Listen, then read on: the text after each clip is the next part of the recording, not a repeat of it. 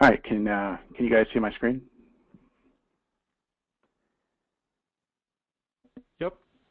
Okay, good. All right, let's see who's on. Got a couple people. All right.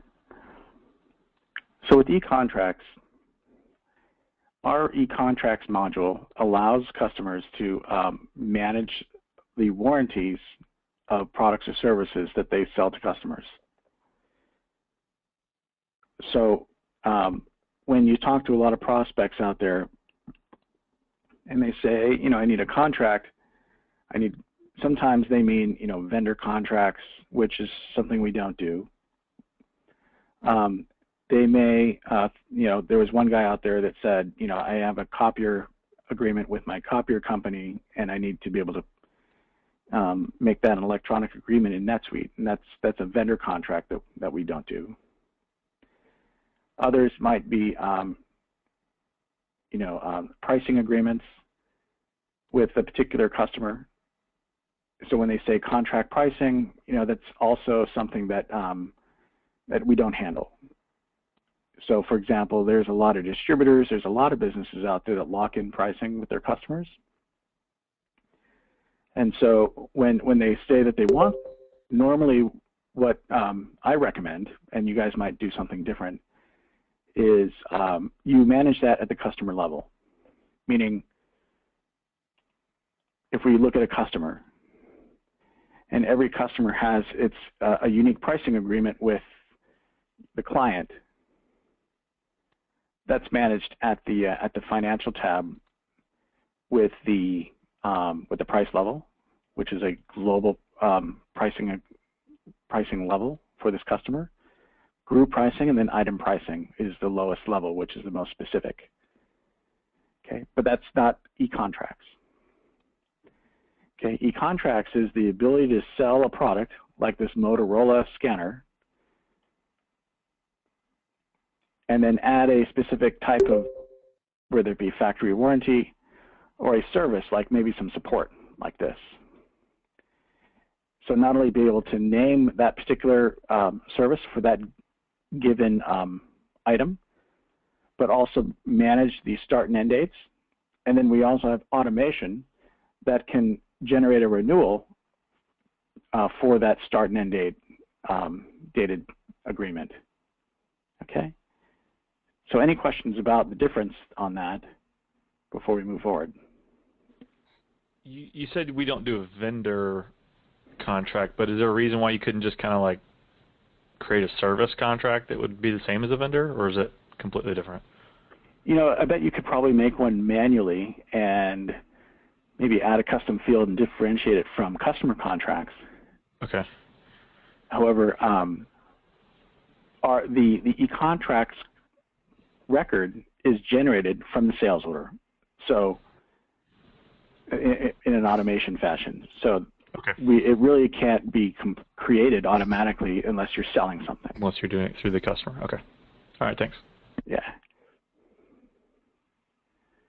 So taking a look at a sales order like this, what we have is we're selling 10 of these, and then we're selling an inventory tracking system, which is a piece of software, and we're selling the support for that given software.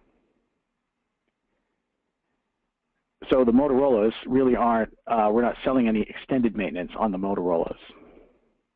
Now when we set up items in the system,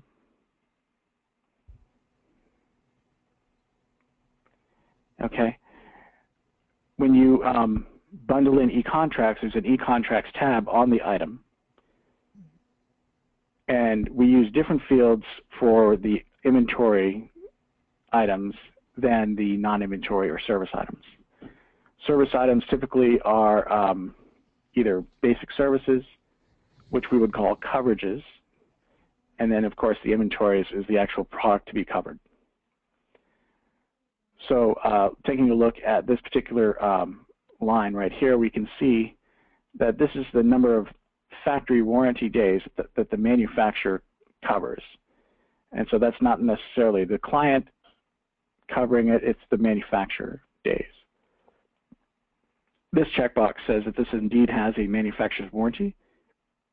which points to this amount of days. And this checkbox says is every time this item shows up on a sales order, we're going to default it into a contract. Okay? All right, so this doesn't necessarily attach to any extended warranties that might be shown on a sales order, but it is a basic factory warranty that can be counted. The support type, what I normally do is I define the support type is the template for that given contract. So in this case, if we take a look at a support type here, what I've done is I said I name the support type here, and I have a few custom fields. One is what is the SLA or service level, whether or not this is an advanced replacement, yes or no, number of count hours, which doesn't apply to this module just yet, whether or not installation is included, upgrade eligibility, yes or no, and the specific terms and conditions for this template, the premium level. Okay, so when we add this to the item record, we can say that this is the standard templated terms and conditions and such and attributes of this contract whenever we create a contract for this item. And then we can source those specific things from the support type onto the contract when a contract's created. Okay. Does anyone want to know what an advanced replacement is? Normally, when somebody says we offer advanced replacement, they're selling products. And so when a customer calls in and says my product is broken, advanced replacement means that we ship you a new one and we bring in the old one and either fix it, return it back to you and switch out the new one, or you keep the new one, we fix the old one that comes in and return it to stock as refurbished, or we can receive the bad one and return it to vendor for credit. Okay. Hey, Lawrence. Yep. Just because you checked yes there, does that mean that, does that dictate all those workflows you just mentioned? Or is that just a marker on the? It's just an indicator. Okay. Okay. Everything from SLA on down is a custom field that I created that would make sense for prospective clients. But the idea is this support type allows you to specify, a particular for this type of contract here. Make sense? Okay. So back to the sales order then. We also show this particular service. I think it's a non-inventory item, which is a piece of software, okay? And we can see that there is a factory warranty of 365 days here. And then we have the service itself. Now, taking a look at the actual coverage, we're using the coverage items on the econtracts tab on the item. So we can say that this is a coverage item. Now, the renewal item can be another coverage item that will kick in when the term is up. And here is the terms field, which you can specify, term types such as 12 months or another length of period of time. So these are primarily the coverage type fields that you would see on the item. Okay. So when the sales order is created and then it's saved but not approved, the contract's not going to create until you approve the sales order and then save it. Okay. From there, the scripts are going to kick in and create a contract here.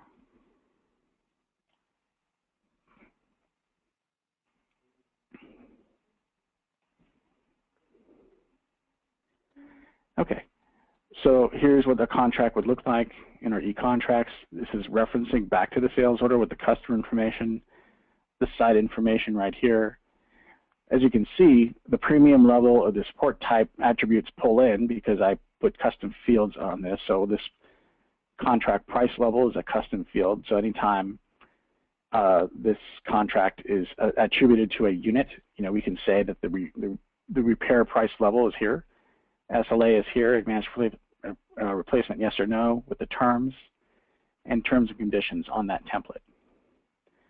So then the scripts automatically calculate, based upon the terms, the start date, which is the date that you save the sales order, and then the end date and how many days are left. Okay. Now you'll see number of issues count, issues to date, hours issued, hours logged.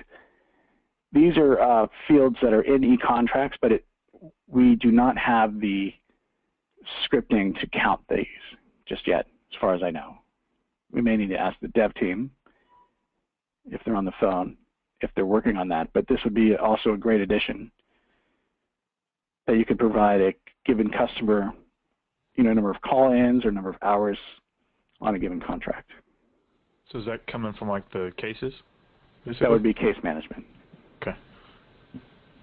Or work order management. Okay. So then what happens is when the contract's created, the lower area here is pretty much blank until we click Apply Coverage. So of all of the coverage items that appear on a sales order, you're going to have one line for each of those.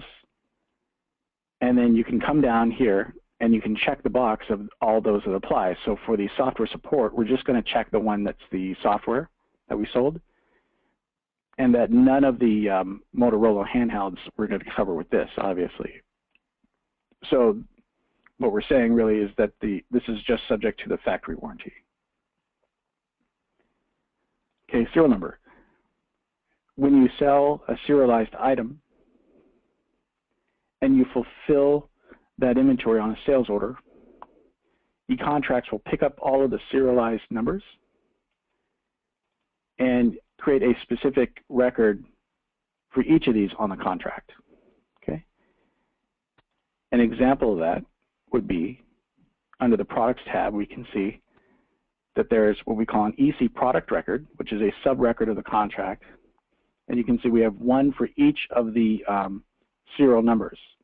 So taking a look at one, let's take a look at what that looks like. We can see that the basic factory warranty on the item record shows up here. Okay.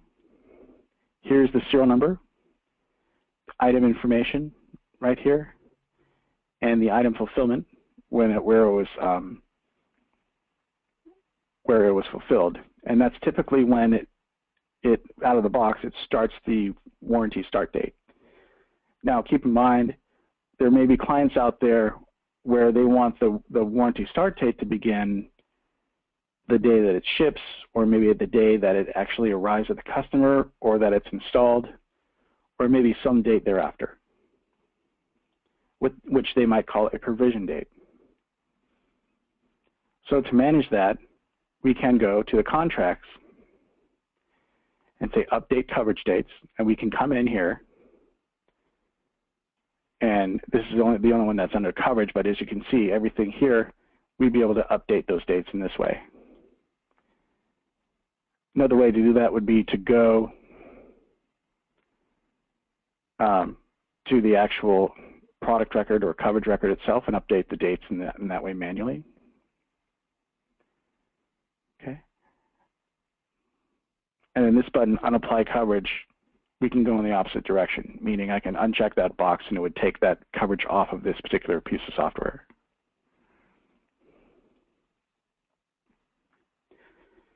Let's see, taking a look at another example here on this sales order, we can see there's more than one coverage type here, the last two on the bottom. So when you're talking to a customer, you can say, look, you don't have to create a coverage line item in between all these lines. You can have the products on top and all the coverages on the bottom, because where we manage the allocation of those coverages is on the contract here. So if I click the apply coverage for this particular situation, I can say that I have a year of gold coverage and the 24-hour support. Those are the two coverages on that sales order. And I allocated these three to the 24-hour support, right? And then the 1 year gold, I allocated the dome camera, closed circuit television dome cameras. Okay. So again, it doesn't matter how they sit on a sales order. You can manage them using this apply coverage button. Make sense? Okay. So then taking a look at any one of these, let's take a look at the DVR. This matrix right here shows that on the item we have a factory warranty for 1 year, and that when we applied the extended warranty or coverage on the sales order and applied it at the contract level, we can see that it goes also on top. So you can now when you join these together, you can have them act in parallel like this. There's also a configuration for econtracts where you can make them serial, meaning one after another. And that's in the configuration. Okay, questions on that?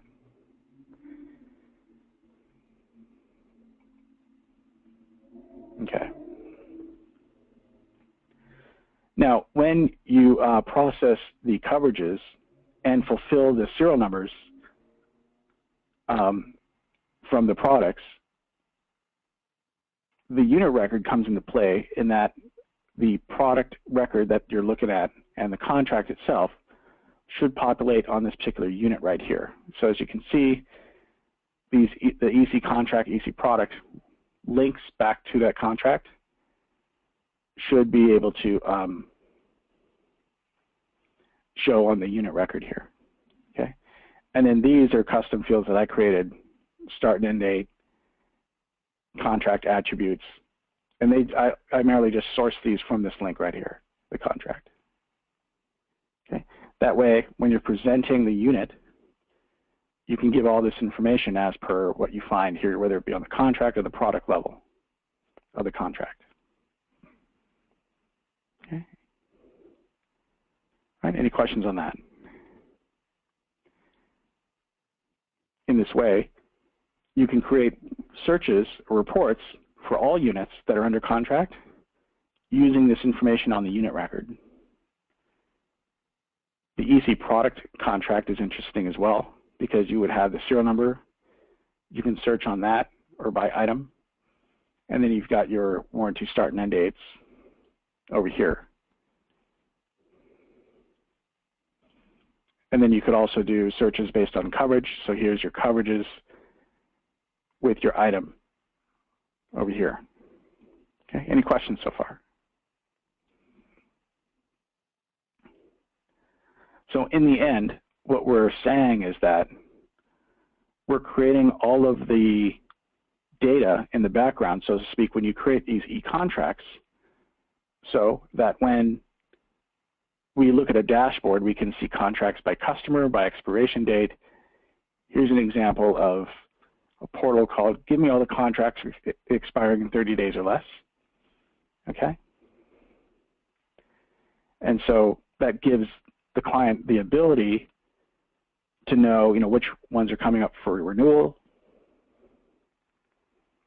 And then you're not leaving any money on the table when contracts expire. You want to be able to have a sales guy call them and sell them a renewal contract for the product in question,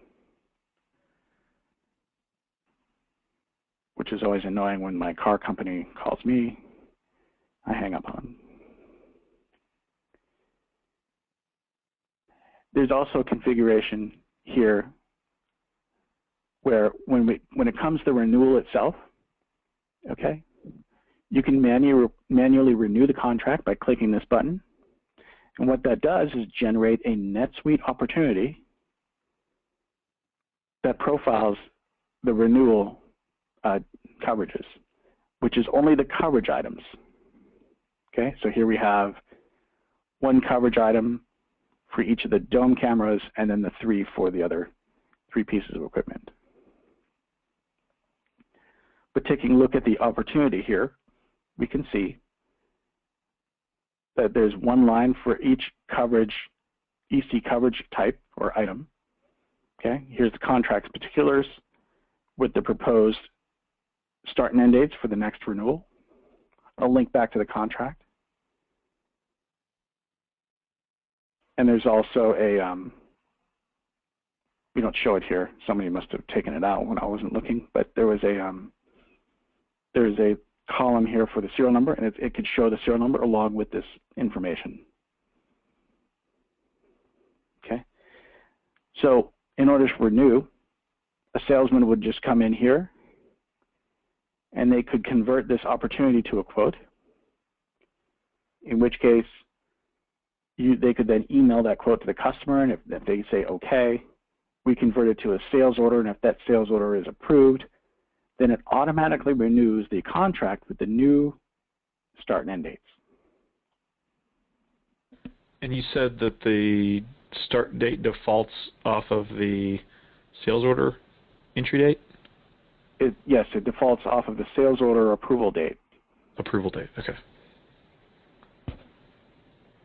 So you may have some setup for approval where there would be an approval button on the sales order, or you may have it go straight to ready for fulfillment, in which case it would automatically generate the contract or the renewal. Now, on the other hand, Lawrence, when you're doing this, go ahead. When you're doing this renewal, when you're doing the renewal, you've got your dates, and those dates that are on that opportunity are based on the end date of the previous term, right? That's correct. Yep. Okay, and so when you convert this to a quote and to a sales order and an invoice and all of that, doesn't it keep those dates as the next term? It keeps the new start and end dates as the next term. Is that what you meant? I'm not sure. I'm saying about the start and end date that you had on that line item. Yes. On the opportunity. Okay, those dates were based on the end date of the previous term was 3/11, so the new term starts 3/12, right? Yes. Okay, so when this goes through the whole process and it becomes a quote and a sales order, these dates that we're looking at right here stay with it. It doesn't go back to the sales order start date of the brand new sales order that we create from this and take those dates. It takes these dates, right? It takes the line item dates, not the header dates. Okay, yes, you are correct. Okay. Yep. But on the original, it would be based off of the sales order authorization. It wasn't a renewal, right? Yep. Okay. And then, as Aaron says, but is that true? Or on that sales order, if you have dates in the line item, does it not keep those dates on the sales order? So let's say, I don't know what we're looking at right now, but if this was the sales order and this is for the initial sale. Okay. For the initial sale, we've got these dates. They're populated based on the dates on the sales order, but or are they not? Or do they, I mean, because a lot of times when you're selling something, I mean, you know what day you want it to start on. You've got some contract that you've signed, and the contract may be from a week ago or it may be a week in the future. It's hard to say. Mm-hmm. So does... we would have to check with Madri, but I would bet you, and I haven't tested this, but if we had these two columns on the initial sales order and we put these in here, you may be able to mark, the actual start dates. Yeah, those would be the dates that I would want, because, I mean, it doesn't really matter what day the sales order was approved or not. It matters what day you agreed to on the, with the customer. This is what it is. Right. In some cases, on other cases, though, like if you're selling a product, you're right. It starts the day that you fulfill, right? It comes typically from the fulfillment. I fulfilled it this day, therefore that's the start of my contract date. Mm-hmm. Yeah, and from a scripted automation standpoint, I haven't tested it, but I would wonder if these were columns on the original sales order, if we populated them with different dates, that it would, the coverage items would start on these. So when I say coverage items, those are the ones on the contract here. And you would be able to maybe lock in those dates as when they're created, and then update the product records here with those dates. That might be the case. But from a straight line test that I normally do, the original start date just happens when I approve the sales order. So I could test that and let Courtney know. Right. Yeah, I think it's probably coming from the fulfillment, because most times on products you're going to want the date that it was fulfilled. Sure. You know, for right. And a lot of manufacturers out there are very inexact, meaning that their warranty starts when they ship the product, which right. kind of cheats like you a week or two. Well, hopefully that's the fulfillment date, but you never know. It's the services that's a different story. I mean, the products is pretty straightforward. The day, you know, basically the day you ship it is the day the coverage starts. But when you're working with some kind of a services type contract, not a product coverage contract, but a services type contract, that's where the dates are many times negotiated. And that's what my concern is. Not necessarily a product coverage, but a services coverage. Gotcha. Okay. So then once we establish those on the renewal, we can use this dashboard to show, you know, the reporting aspect. Now that's half the battle. Once we set up the renewal dates and start and end warranty dates here, now we've got those in the system. And so when we get to a situation such as depot repair, when the customer actually calls in for help, okay? Now this is a different module, but I'm just going to show you how it kicks in here. Okay, so let me see here. We're talking the Kettering Medical. Where are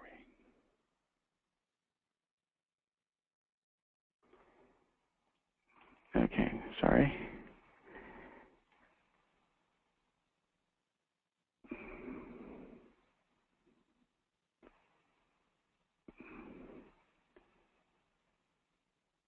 Okay, tremendous. People like to change up my dashboards here, so I'm just going to go from the menu. Oh, I see. They changed the name of the case to order. So here we have on a case record, you would select the customer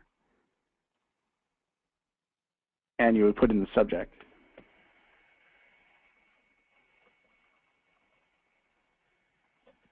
You update the status. Exactly. Now, the Epiphany buttons are up here for a case that's open, and first thing we want to do is select this button here that says which location or Epiphany site are you calling from. We could go with, let's try this one. Okay, and what that does, okay, not that one. Let's go with the other one, and that should give us a list of the units or equipment at that particular site. Okay, and so if we select one of them, let's look at this one. What it does is pull the unit inventory or the unit record data onto the case because we selected this one. And you know, prospects love this sequence where you can click the button, select the site, and then show a list of equipment. And then what that does is you can populate the unit information, contract information, contract particulars on the case itself. So when we save the case,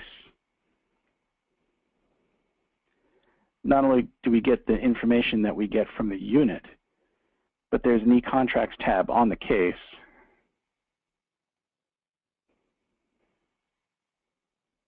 Okay, so taking a look at that, we look at this particular tab, and so for this unit, you'll notice that it's the same look and feel as the EC product record for this particular serial number.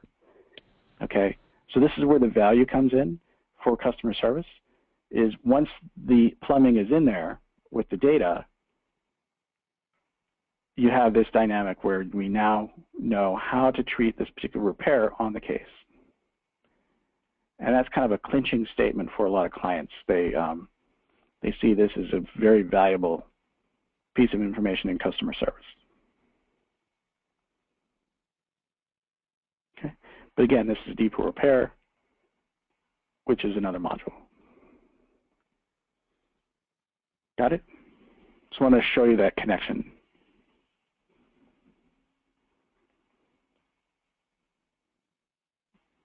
Okay, questions about that? I got a quick question. It's Darren. Is there a connection, like on the customer portal side of things, where they can look up the current contracts and like, can they see the same kind of thing like dashboard view, or would that be custom? No, it's possible. So what you would do is you would use permissions when you build a personalized customer center. Give them access to our custom records so that they can do searches and look at views like that. Okay, so they could we could just recreate the dashboard that we see there on the customer center to allow them to see contracts that are expiring in the next 30 days or whatever it may be. Mm-hmm. Okay. And just like I said, use the permissions to open those up so that they can see them.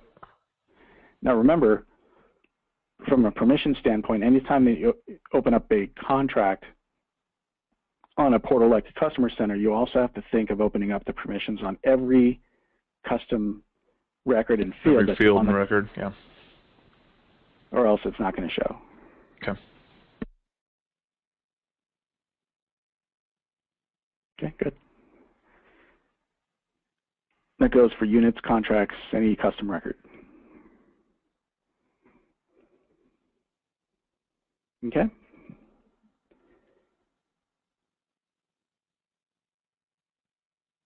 Okay, anything else?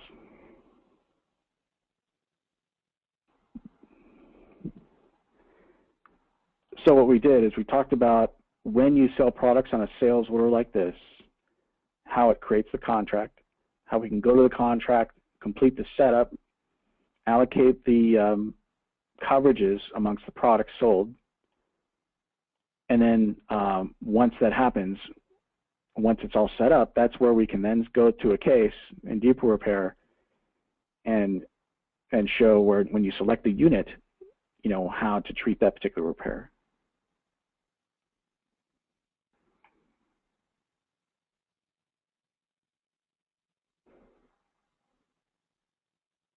Okay, any other questions?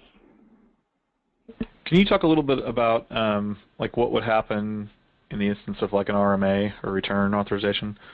I'm assuming there's nothing automatically that gets changed on the contract if there's an RMA, like a replacement sent back out. Okay. Yeah, I mean, what would you want to happen?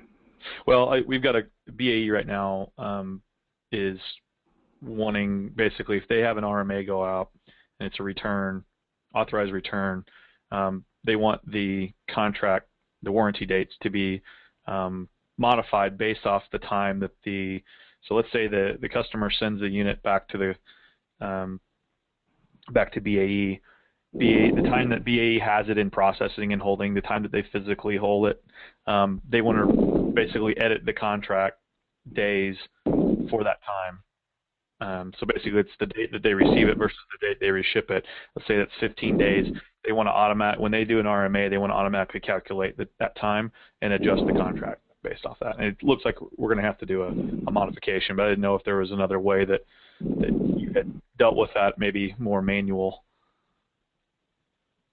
Yeah, I don't know anything about that. So what you're telling me is they'll bring in a unit that is under warranty, mm-hmm. and they want to stop the clock while it's in for repair? Yes, since it's not in the customer's hands, the customer's not getting any value out of using the unit. So they basically say anytime it's on our hands to repair the unit, those days that it takes to repair it between when we receive it and when we ship it back to the customer, that needs to be changed in the contract. customer shouldn't have that hit against them basically on the warranty. Yeah, definitely sounds like a customization.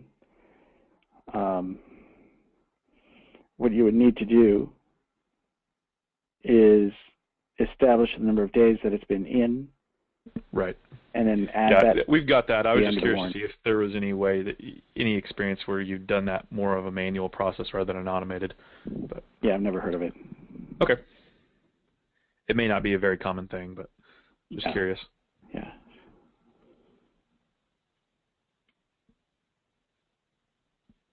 It, as consultants, you always have to ask, how did this come to be? Because it may have become Alice, 10 years ago on a spreadsheet, decided she wanted to do that and became law.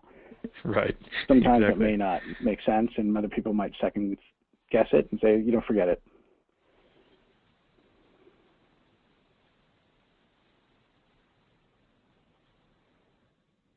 So anything else? The price level that you have there, you said that was completely custom, that's not required or anything.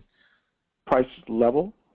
The contract price level. Okay. Yeah, it's so just this is just an indicator on the template.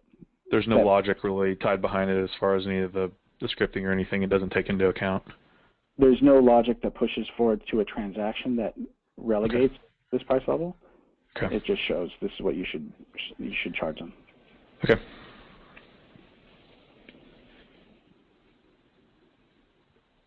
But Lawrence, don't we have something that does drive that? For example,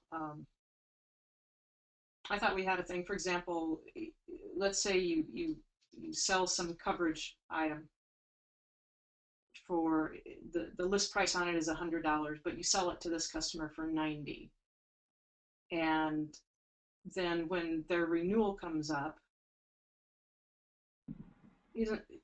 I remember some kind of a custom record existing at some point where it would increase it by so much % until they hit list price or something like that. We have that, right?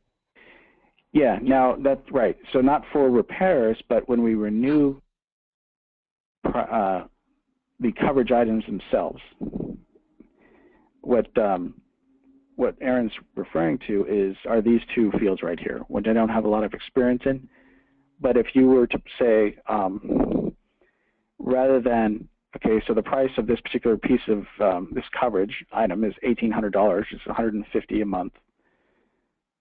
But if what she's saying is that if we populated that in at 80%, when it came time to renew this item, it would be 80% of the original value, right? Or at a standard rate, let's say maybe $1,200 instead of $1,800.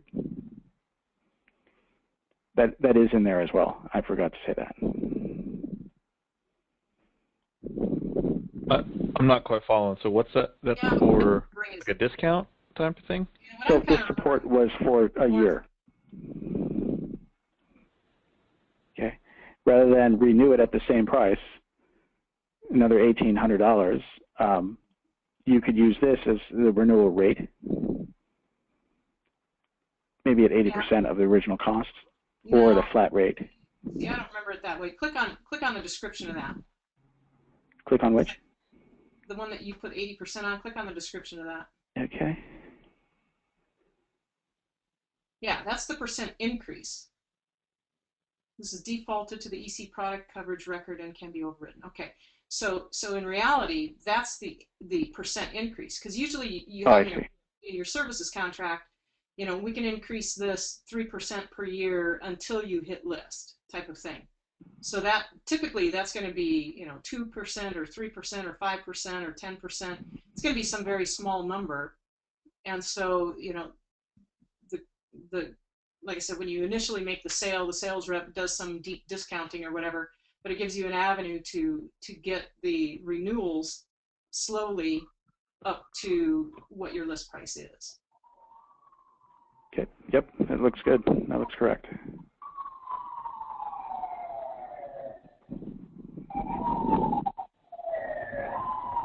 And this standard had a standard rate upon renewal on the other side as well. There you go. Someone's in trouble. Yeah, you lock in something. that you lock in something for the customer.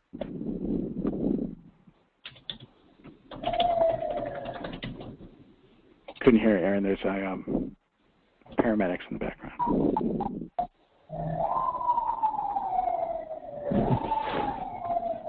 I was just saying that, yeah, this other one is used if you have some kind of a locked-in rate with that customer. That's something that's different from what your list price will ever. You're right. Yep, that's this one. Okay, good. Okay, anything else?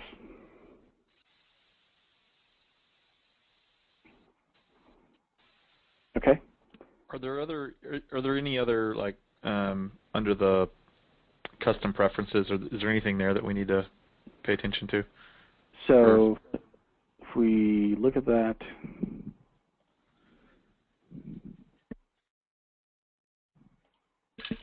any big gotchas or anything that aren't turned on by default? let's see.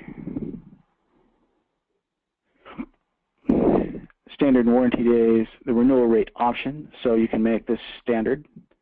So for example, renewal rate times the percent, which Aaron was alluding to, renewal rate itself, the item base rate plus the renewal rate, percentage cap, etc. So you could specify that. From a default option, these are the form names. Coverage is defined here, so here's a couple options, whether it be in the transaction or at the item itself.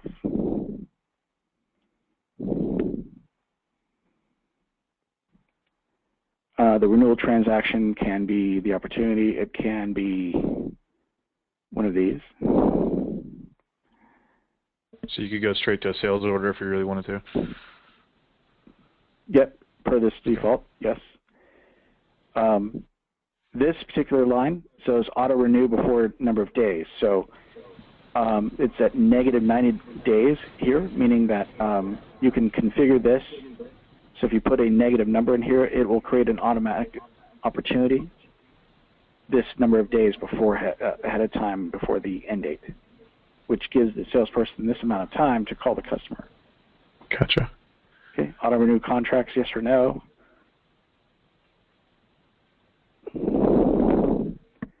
And this is all new stuff from Audrey. Calculate contract revenue and consumables. We may need to ask her about that. So.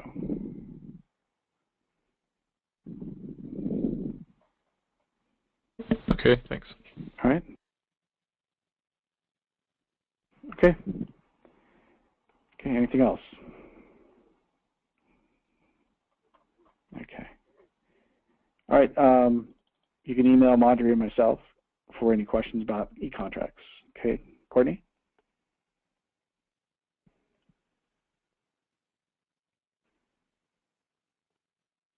Courtney?